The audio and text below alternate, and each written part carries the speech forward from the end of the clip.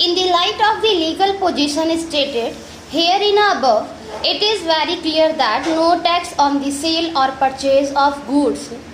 can be imposed by an state when the transaction of sale or purchase takes place in the course of import of goods into or export of the goods out of the territory of India. Thus, if any transaction of sale or purchase takes place when the goods are being imported in India or they are being exported from India, no state can impose any tax there on Section 5 of the Central Act deals with the transaction which is said to have taken place in the course of import and export. Relevant portion of Section 5 of the Central Act reads as a sale or purchase of goods shall be deemed to take place in the course of the import of the goods in the territory of India only if the sale or purchase either occasions such import or is effected by a transfer of documents of title to the goods before goods have crossed the custom frontiers of India.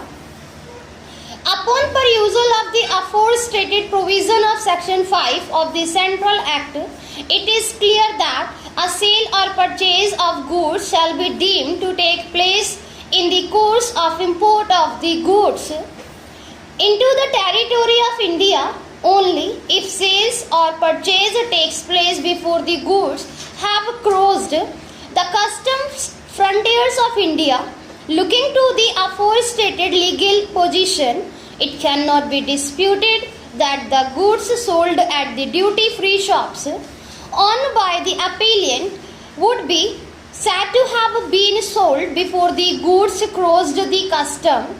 frontiers of India, as it is not in dispute that the duty-free shops of the appellant situated at the international airport of Bangalore are beyond the customs frontiers of India, that is, they are not within the custom frontiers of India. If this is the factual and legal position in our opinion, looking to the provisions of Article 286 of the Constitution, the state of Karnataka has no right to tax any such transaction which takes place at the duty-free shops owned by the appellant which are not within the custom frontiers of India. Looking to the aforestated simple and factual legal position, in our opinion, it would not be much useful to discuss the judgments which have been referred to. In our opinion, the legal position is so clear that it was not necessary for the learned counsel to refer to any judgment any merely by showing the aforestated factual aspect and legal provisions to the concerned authority. The appellant could have convinced the concerned authority that the sale affected that the duty-free shops of the appellant could not have been taxed by the states of Karnataka. Learned counsel appearing of the respondent authorities and submitted that the appellant had not exhausted equally efficacious alternative statutory remedy and therefore the single judge of the High Court and rightly not entertained the position and the petition filed by the appellant. According to them, the division bench had also rightly dismissed the appeal for the same reason. According to them, this court also should not entertain this appeal. It is true that the appellant had rushed to the High Court without exhausting equally efficacious alternative statutory remedy. In our opinion, the learned single judge of the High Court was also right when he directed the appellant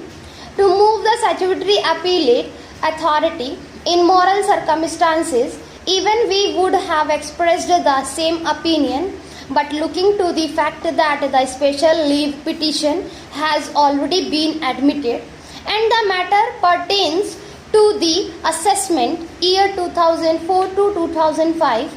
it would not be in the interest of the justice to relegate the appellant to the statutory authorities, especially when the legal position is very clear and the law is also in favor of the appellant.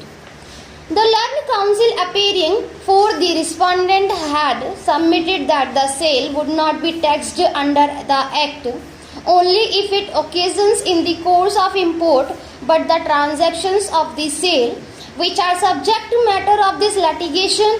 and not taken place in the course of import, and therefore they would not be exempted under the provisions of section 5 of the Central Act.